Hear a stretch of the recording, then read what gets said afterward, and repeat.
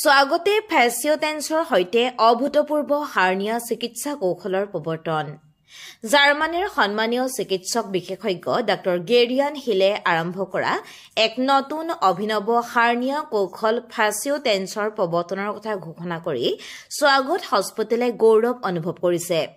এই বৈপ্লৱিক পদ্ধতিয়ে পেটৰ জটিল ৰোগ চিকিৎসাৰ ক্ষেত্ৰত অস্ত্ৰোপচাৰ বিশেষজ্ঞসকলে সন্মুখীন হোৱা প্ৰত্যাহ্বানসমূহৰ সমাধান কৰে, যিবোৰ প্ৰায়ে পৰম্পৰাগত পদ্ধতি ব্যৱহাৰ কৰি চিকিৎসা কৰিব নোৱাৰি।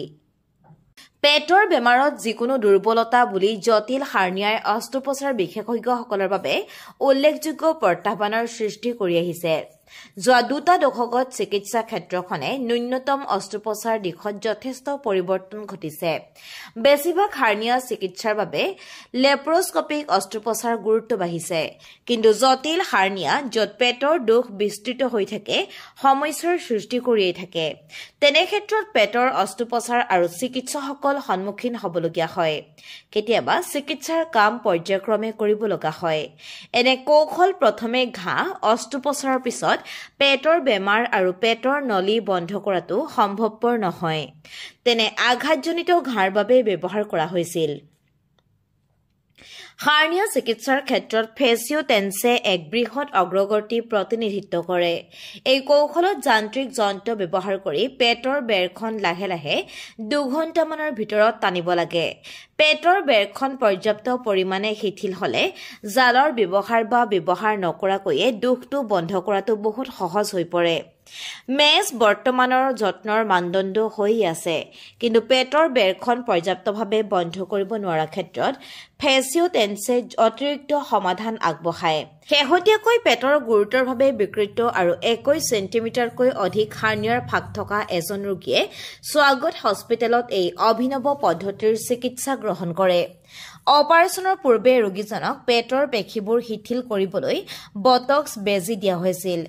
অস্ত্ৰোপচাৰৰ সময়ত ফেচিঅ'টেন্স ডিভাইচৰ সহায়ত পেটৰ হাৰ্নিয়া সফলতাৰে বন্ধ কৰা হৈছিল, যাৰ ফলত ৰোগীয়ে অস্ত্ৰোপচাৰৰ স্থানত বিশেষ অসুবিধা নোহোৱাকৈ সন্তোষজনক ফলাফল লাভ কৰিবলৈ সক্ষম হৈছিল।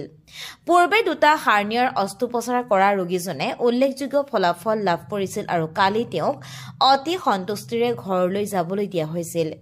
ফেচিঅ'টেন্স কৌশলৰ প্ৰৱৰ্তনে হাৰ্নিয়া চিকিৎসাৰ ক্ষেত্ৰত এক উল্লেখযোগ্য মাইলৰ খুঁটি হিচাপে চিহ্নিত কৰিছে, যিয়ে পেটৰ বেৰৰ জটিল দোষ থকা ৰোগীৰ বাবে নতুন আশাৰ সঞ্চাৰ কৰিছে। বৰ্তমান চিকিৎসা পদ্ধতি অতি ব্যয়বহুল কাৰণ ডিছপ'জেবল সঁজুলিৰ খৰচ অতি বেছি, কিন্তু সময়ৰ লগে লগে খৰচ কমি যাব বুলি আশা কৰা হৈছে। অতি সোনকালে এই কৌশলটো ৰবটিক অস্ত্ৰোপচাৰৰ সৈতে সংযুক্ত কৰা হ'ব। অধ্যাপক সুভাষ খান্নাৰ নেতৃত্বত ডাক্তৰ সুপ্ৰিয় চৌধুৰী, ডাক্তৰ অৰিন্দম বৰুৱা, ডাক্তৰ বিশ্বজ্যোতি ৰাভা আৰু ডাক্তৰ কানিনিকা দাসৰ লগতে স্ক্ৰাব নাৰ্ছ বিদ্যাৰাণী দেৱী, লিপিকা শইকীয়া আৰু আলোৱানিশা দখাৰৰ সহযোগত অস্ত্ৰোপচাৰ সফলতাৰে সম্পূৰ্ণ কৰা হয়। News desk report. হাৰ্নিয়া ৰিপেয়াৰৰ কাৰণে স্বাগত হস্পিটেলে যি নতুন প্ৰযুক্তি আৰু টেকনলজি যি ব্যৱহাৰ কৰিছে তাক লৈ আপোনালোকে আজি অনুষ্ঠান আছে কিছু কথা। হাৰ্নিয়া এটা এবডমিনেল ৱাল, পেটৰ দুৰ্বল হ'লে হাৰ্নিয়া হয়। পেটৰ ভিতৰত ইণ্টেষ্টাইন, ভৰি, ষ্টমাক ওলাই আহে। হাৰ্নিয়া জন্ম সৰু ল'ৰা ছোৱালীক হ'ব পাৰে, জন্মতো হ'ব পাৰে, আৰু অপাৰেশ্যন কৰাৰ পিছত চিলাই ফাটি গ'লে দুৰ্বল হ'লে হ'ব পাৰে। যিখিনি ৰোগীৰ বহুত অপাৰেশ্যন হৈছে তেওঁলোকৰ এবডমিনেল ৱাল দুৰ্বল হৈ যায়, তাৰ পৰা হাৰ্নিয়া হয়।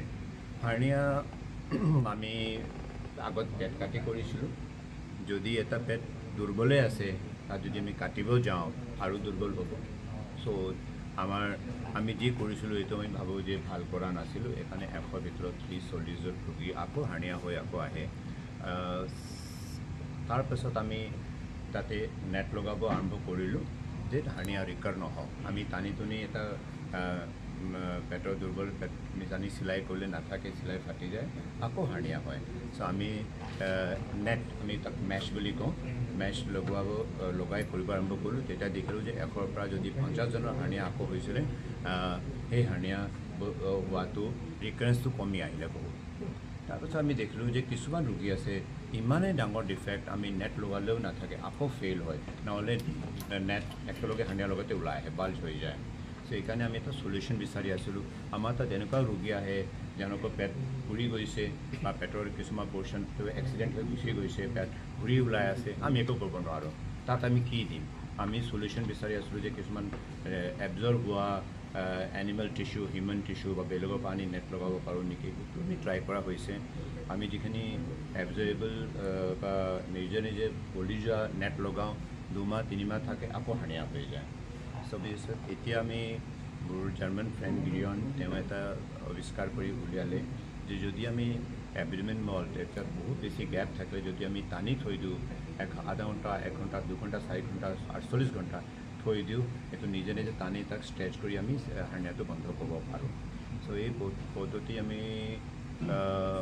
আমাৰ ৰোগীৰ পৰা কনচেণ্ট ল'লোঁ তেওঁ জনালোঁ যে আপুনি প্ৰথম আমাৰ ৰোগী আমাৰ এটা আপোনাৰ অপাৰেশ্যন কৰা হ'ব তেওঁক আমি ডিফেক্ট পালোঁ অলমষ্ট 10 ইঞ্চৰ 10 ইঞ্চি চিলাই কৰি টানি আমি চিলাই কৰিব নোৱাৰোঁ আৰু লগতে স্কিন আৰু ছাল বহুত ওলমি আছিলে আমি দুটা চলিউশ্যন দিবৰ কাৰণে আমি এই ফেচিঅ' টেন্স বুলি এটা টেকন'লজি ইউজ কৰিলোঁ আৰু আমাৰ টীম অলৰেডি ৰবটিক ট্ৰেইন আছে নাৰ্ছ আমাৰ চব ট্ৰেইনে আছে তাহাঁতে সব বাহিৰত ট্ৰেইন কৰা ইণ্ডিয়া বাহিৰত ট্ৰেইন কৰা আছে চ' আমি বস্তুটো কৰিলোঁ অৱশ্যে যিহেতু আমাৰ ইণ্ডিয়াতেতো 4 নম্বৰ কেছ অসমৰ নৰ্থ ইষ্টৰ প্ৰথম কেছ বহুত কেয়াৰফুলি কৰিছোঁ ইনফৰ্ম কনচেণ্ট লৈছোঁ ৰোগী বুজাইছোঁ ৰোগীও বুজি পাইছে